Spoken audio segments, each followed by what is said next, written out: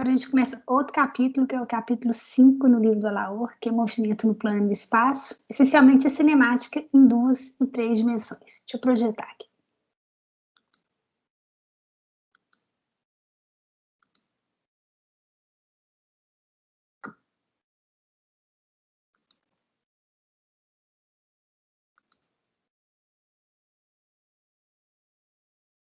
Vamos lá. Então, cinemática em 2 e 3 dimensões. Bom, até agora a gente estava fazendo tudo meio unidimensional mesmo. Então, agora a gente vai para a descrição vetorial do movimento. Por isso que a gente viu o capítulo de vetores antes. Então, vamos supor que você tem uma partícula que está se movendo sobre uma curva. Então, ela se move aqui. Em cada instante de tempo, a partícula está numa posição nessa curva. Ok? Então, vamos supor que no instante de tempo t, ela está nessa posição r de t. Então, ela está aqui.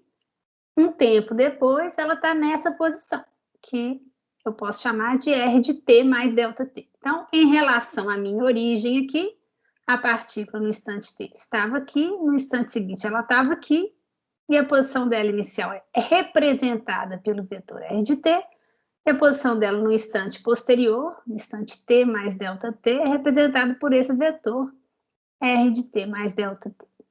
Qual que foi o deslocamento da partícula? Olha, ela saiu desse ponto e veio para cá, né? Então, o deslocamento dela pode ser expresso por esse vetor ΔR de azul aqui. Então, ela estava nesse ponto, veio parar aqui.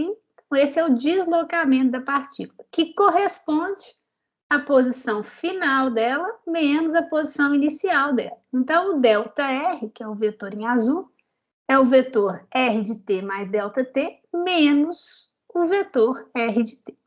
Ok? Bom, qual vai ser a velocidade média da partícula? A gente definiu velocidade média sendo o deslocamento da partícula dividido pelo tempo gasto para fazer esse deslocamento. Então, a velocidade média, o vetor velocidade média da partícula vai ser delta R sobre delta t. O que é? R de t mais delta t menos R de t sobre delta t.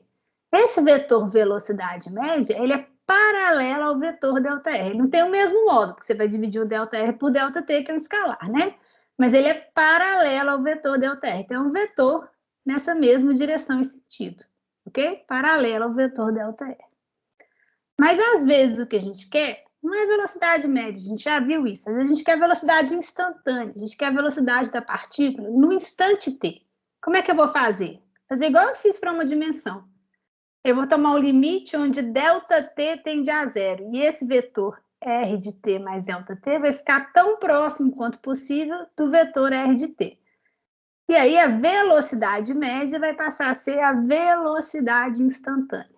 Então, no instante t, eu tomo o limite quando ΔT tende a zero, né, da expressão da velocidade média. Então, quando eu pego o limite quando ΔT tende a zero de ΔR sobre ΔT, é a definição da derivada de R em relação a t, vai me dar a velocidade no instante t. E aí, em vez de ser, né, de ser corresponder a uma secante aqui à curva, vai ser uma tangente à curva, né?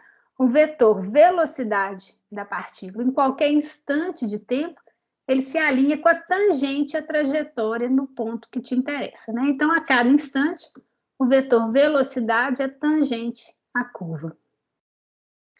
É a mesma ideia que a gente tinha antes em uma dimensão, mas agora em 2 ou 3 dimensões. E agora está tudo vetorial. Bom.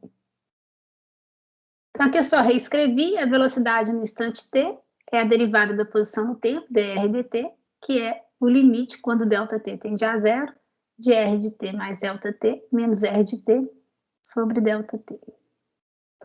Do mesmo jeito, a gente pode definir uma aceleração média. A aceleração média é ΔV sobre ΔT, né? É a velocidade no instante t mais ΔT, menos vetor velocidade no instante t, dividido pelo tempo gasto entre os dois instantes de tempo, que é o ΔT.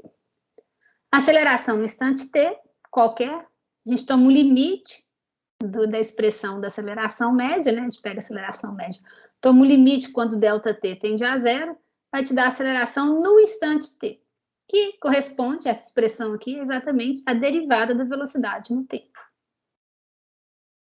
Então, se a gente souber como é que a posição varia no tempo, a gente deriva essa expressão e obtém como é que a velocidade varia no tempo. Se a gente souber como é que a velocidade varia no tempo, a gente deriva essa expressão em relação ao tempo e obtém como é que a aceleração varia no tempo. Mas, às vezes, o que a gente quer é o contrário. A gente tem a aceleração e quer obter a velocidade e a posição. E aí, como é que a gente faz?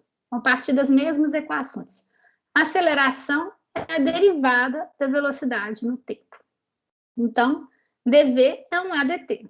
Se eu integrar dos dois lados, o que vai acontecer? No instante t igual a zero, a velocidade era v0. No instante t qualquer, a velocidade vai ser um valor v qualquer, que é o que eu quero obter. Bom, a integral de dv é v. Aí eu substituo nos limites de integração. Né? Então, integral de dv é v. Nesses limites de integração, vai dar v menos v0 é igual a integral de a dt. Né? Então, v, em dado instante de tempo qualquer, é v0, que é a velocidade no instante t igual a zero, né? Mais a integral de a de t dt de 0 a t. Bom, se eu souber, então, agora a velocidade, eu consigo achar a posição. Como? A velocidade é derivada da posição no tempo. Então, dr é v dt. Se eu integrar dos dois lados, o que vai acontecer? A integral de dr vai ser a integral de v dt. Quando R era igual a R0, o T era igual a zero. Quando R é igual a R, que é o valor que eu quero obter, vai ser num tempo T qualquer.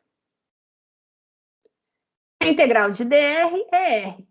Nesses limites de integração entre R0 e R, vai dar R menos R0 é igual a integral de V dt. Então, R, né, que é a posição da partícula num tempo qualquer, vai ser a posição que ela tinha inicialmente, em T igual a zero, mais a integral de 0 a t da velocidade da partícula dt. Então, a informação completa que eu preciso não é só a aceleração, eu preciso da aceleração, da velocidade da partícula num dado instante de tempo e da posição da partícula nesse instante de tempo para obter tudo que eu preciso. Então, essas 4 equações resumem cinemática. A velocidade é derivada da posição no tempo. A aceleração é derivada da velocidade no tempo. Então, se você tem a posição, tem uma expressão em função do tempo para a posição, você deriva em relação ao tempo, você tem uma expressão para a velocidade em função do tempo. Se você tem uma expressão para a velocidade em função do tempo, você deriva essa expressão em relação ao tempo, você tem a aceleração em função do tempo. Se ao contrário que você tiver aceleração, você integra essa aceleração em função do tempo, soma com a velocidade no tempo t igual a zero, você tem a velocidade no instante t qualquer. Se você tiver a velocidade e quiser obter a posição, você integra a velocidade em relação ao tempo, soma com a posição da partícula no instante t igual a zero, você tem a posição da partícula no instante t qualquer. Isso vale para qualquer movimento, qualquer. As equações que estão aí nos quadradinhos são equações absolutamente gerais que a gente vai poder usar para qualquer tipo de movimento. Então, vamos fazer a aplicação aqui para o movimento retilíneo uniforme. O que é movimento retilíneo uniforme? Movimento retilíneo uniforme, a aceleração é nula, né? A velocidade é constante. A aceleração é nula. Então, se pegar a expressão da velocidade aqui, sabendo a aceleração, que a gente sabe que é zero, né? A partir da expressão de como obter a velocidade a partir da aceleração. Como a aceleração é nula, a velocidade em cada instante de tempo vai ser v0, constante. Sabendo o valor da velocidade, eu consigo obter o valor da posição, supondo que eu sei onde que a partícula estava no instante t igual a zero, né? Então, o valor da posição vai ser R0 mais a integral de V dt de 0 a t. Só que V é V0, é constante, né? Então, sai para fora da integral. Então, vai ficar a integral de dt de 0 a t. V0 vezes a integral de dt de 0 a t. A integral de dt é t, de 0 a t vai dar t. Então, vai dar R de t é V0t, expressão velha conhecida. Então, no movimento retilíneo uniforme, onde a aceleração é nula, a velocidade em cada instante de tempo é V0 e a posição da partícula em cada instante de tempo é dada por V0t. Ok? Por R0 mais V0t. Né?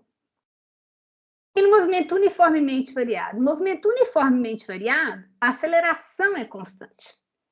A aceleração é constante e nesse caso, na hora que a gente vai fazer a integração, né, A gente vai pegar a mesma expressão, é a mesma expressão, vou usar a expressão que está aqui. Ó. Como a aceleração é constante, ela sai para fora da integral, então v de t vai ser v0 mais a integral de dt.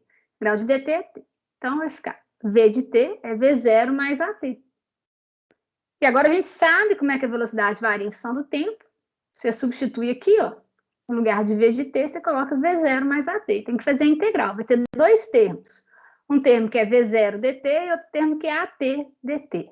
A integral de v0 dt, v0 é constante, então vai ser v0 integral de dt, vai dar v0t. A integral de at dt, o a é constante, vai ficar a integral de t dt. A integral de t dt é t2 sobre 2, então dá meio de at2.